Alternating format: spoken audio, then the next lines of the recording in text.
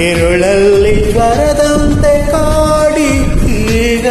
ಹಾಯಾಗಿ ನಿಂತಿರುವೆ ಸರಿಯೇನು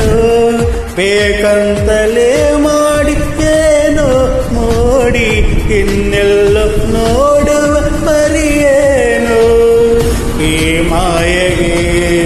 ಈ ಮರುಳಿಗೆ ನಿನ್ನಿಂದ ಕರೆ ಬಂದಿದೆ ನಿನ್ನಿಂದಲೇ ಕನಸೊಂದು ಶುರುವಾಗಿದೆ ಈ ಎದೆಯಲ್ಲಿ ಸಿಹಿಯಾದ ಕೋಲಾಹಲ ನನ್ನೆದುರಲ್ಲೇ ನೀ ಹೀಗೆ ಬಂದಾಗಲೇ